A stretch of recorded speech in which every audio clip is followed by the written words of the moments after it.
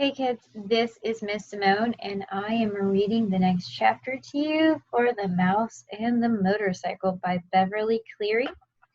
Today's chapter is Chapter 7, The Vacuum Cleaner. I don't know about you, but I was pretty worried most of the weekend about our poor friend Ralph here, wondering what was going to happen with him. So let's find out. From his position under the bed, Ralph watched the tank of the vacuum cleaner being dragged in from the hall and listened to the clash and clang of the attachments as the maid connected a long metal tube to the nozzle at the end of the hose and fastened a carpet cleaning part to the end of the tube. He heard her humming to herself as she plugged in the deadly machine and began to work back and forth across the carpet. It's so nice she's so happy, thought Ralph bitterly, as he watched the hungry machine devour dust and lint that lay in its path. The maid's feet in white sneakers moved across the room until, without bothering to bend down to see where she was cleaning, she shoved the attachment under the bed. She slid closer and closer to Ralph. To be on the safe side, he pushed the motorcycle farther from the reach of the machine, but he dared not take his eye off the attachment for even an instant. He shuddered as he watched it gobble a dust mouse. But even, remember that's just like a cloud of dust. But even as he shuddered, he was fascinated by the power of the motor. The maid began to sing, "I'll give you a paper of pins, for that's the way my love begins." The attachment fell off the end of the long tube, but the maid, whose thoughts were elsewhere, did not notice. Now Ralph could feel the machine suck in its breath and knew he was in danger of being inhaled along with the dust mice. Recklessly, that means he's not really giving a lot of thought, or she's not really giving a lot of thought. Recklessly, the maid pushed the open end of the tube back and forth any old way. There was no guessing which way it would go next. Ralph had run with the motorcycle to avoid that terrifying hole at the end of the tube. He ran to the right. He ran to the left. The maid pushed the tube around, unaware that the attachment had fallen off. Suddenly, the maid threw down the tube but did not turn off the motor. The tube landed with a bump and a bounce. Before Ralph realized what was happening, the awful machine had inhaled his tail, and he felt himself being pulled in by the suction across the carpet. "Help!" He could not help from squeaking, but no one heard him above the roar of the machine. He just managed to catch the rear wheel of the motorcycle as he was sucked along the carpet. He hung on with all his strength. The machine, which was strong enough to suck up a mouse, was not strong enough to suck up a motorcycle and the mouse. Ralph lay there on his stomach, hanging on for dear life and feeling his whiskers and fur swept back toward the machine. From this position on his stomach, Ralph could see the girl standing in front of the dresser. She was smiling at herself in the mirror and arranging her hair, dreaming no doubt of the busboy. Ralph despaired, means he's saddened and scared. There was no telling how long she would stand there in that silly way. With the vacuum cleaner motor making so much noise, the housekeeper was sure to think that she was busy working. Ralph felt his paws begin to slip. He did not know how much longer he could hold out against the machine.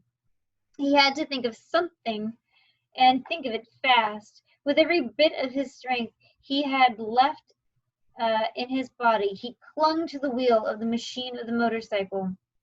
He clung to the wheels of the motorcycle.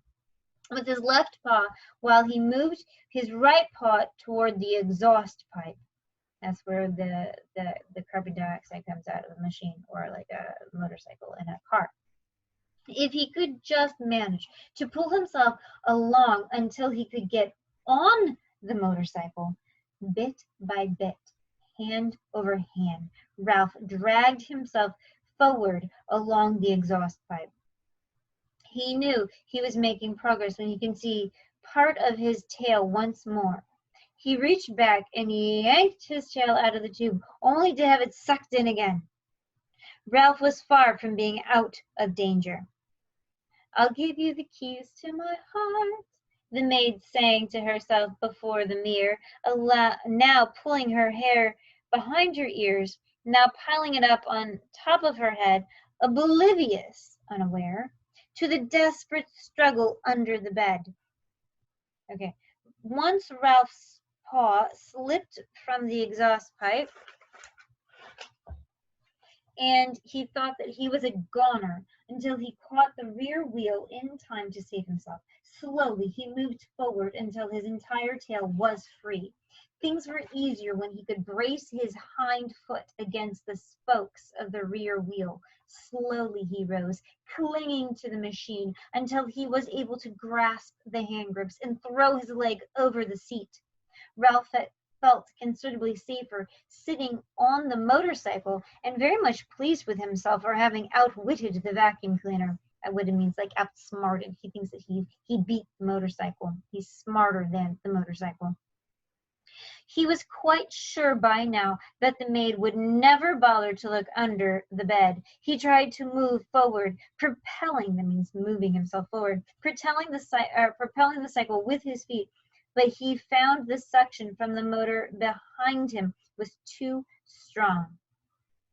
This made him wonder if the motor on Keith's cycle was stronger than the pull of the machine behind him. The more Ralph thought about it, the more important it seemed to him to find out. "No, I won't." "Yes, I will." Ralph argued with himself. He had promised not to ride in the daytime.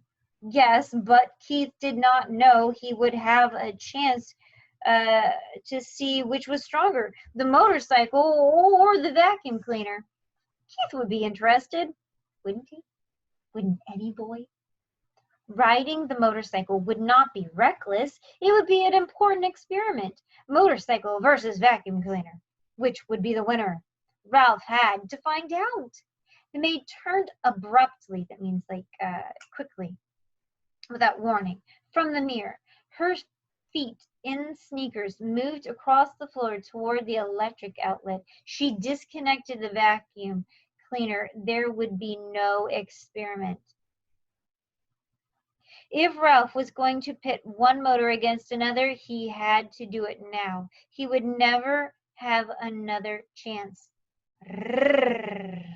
Ralph picked up his tail and started the motor. Without taking time to let it warm up, he gunned it with all the breath he could inhale. The motorcycle got off to a faster start than Ralph expected or had expected. So fast that Ralph had lost control. He shot out from under the bed just as the vacuum cleaner died with a long, drawn-out groan. Suddenly, everything went white, and Ralph found himself bumping along in a strange, ghostly place, all white and made of cloth that seemed to be closing in on him from every direction. Ralph had ridden straight into a pillowcase thrown on into the heap of laundry the maid had dropped onto the floor, and the opening of the pillowcase had fallen shut behind him. Oh my goodness. Ralph had no idea which way was out. He dismounted from the motorcycle and beat at the cloth with his fists, but everywhere he struck it was soft and yielding. He stamped his feet, only to have the cloth give softly and silently beneath him. He began to wade through the pillowcase, tugging the motorcycle along with him, while he wondered why he had thought it was so important to test the motorcycle against the vacuum cleaner. The light filtered through unknown layers of cloth was dim. He sank into his knees in the bed linen with every step. When he came to a seam, he knew he had been wading the wrong direction. Drat!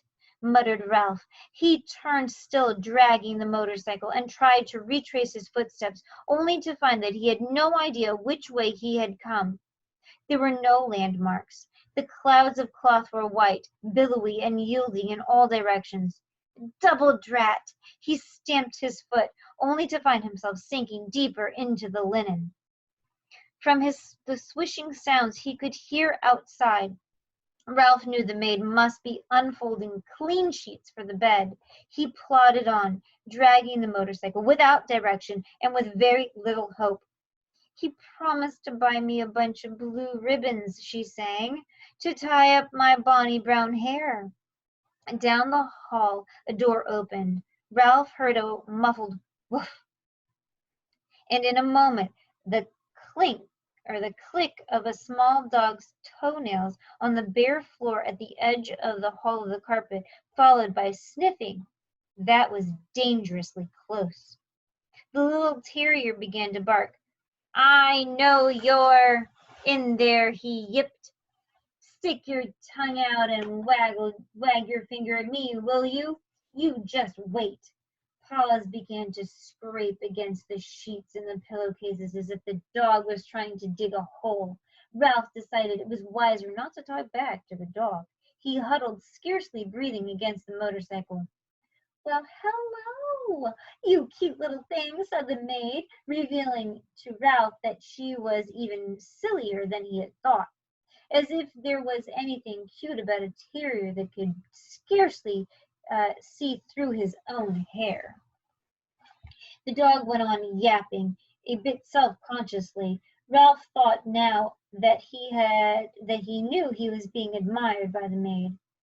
A man's steps came thumping down the hall. "Stop your racket, you pesky mutt," said the man's owner.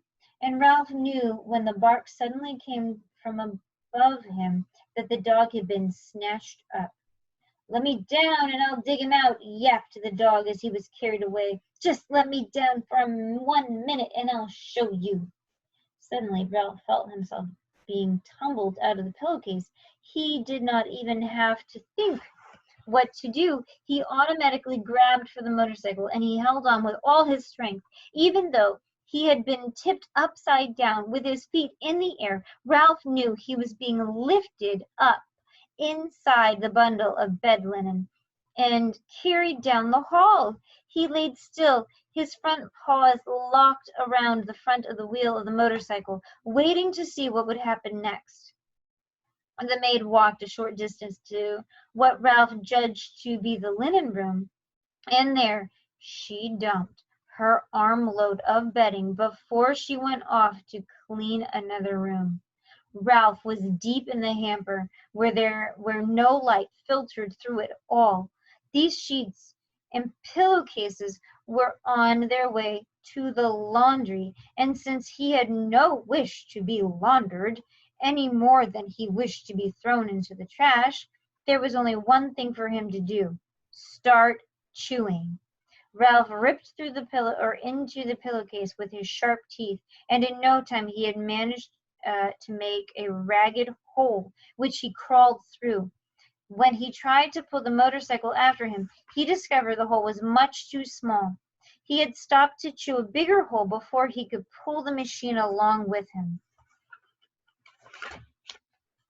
Ralph chewed another layer of cloth and then another as he worked his way upward, each time enlarging the hole for the motorcycle. His jaws began to ache, and still another layer of cloth lay ahead, this time a damp bath towel, which would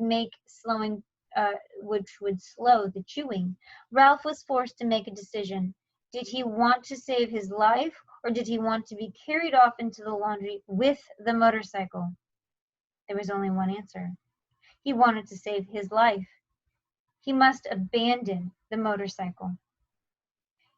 With aching jaws, Ralph chewed onward and upward, moving faster now that he was making mouse-sized holes instead of motorcycle-sized holes. The bath towel had left an unpleasant furry taste in his mouth. Gradually, slowly, light began to filter through the cloth until finally, when Ralph thought he could not force his jaws to close on one more mouthful of fiber, he came out into the daylight at the top of the hamper. Whew! Ralph gasped, rubbing his aching jaw and wading across the sheets to the edge of the hamper. He leaped lightly to the floor and, hugging the baseboard, scurried down the hall into room 215, where he flattened himself and squeezed under the door. Safe but exhausted and filled with remorse, sadness, and wishing he hadn't done what he had done, at the loss of Keith's motorcycle, Ralph dragged himself off to the mouse hole to catch up on the sleep that he should have had that day. Oh, Ralph. Ralph doesn't seem like he made a good choice that day, did he? But how many of us have been there? You know, like you perhaps didn't make a good choice, but there's always, tomorrow, and there's a way to hopefully fix the problem that you have made. So we will see how Ralph gets himself out of this sticky situation. I hope you have enjoyed this chapter of The Mouse and the Motorcycle, and I will see you tomorrow.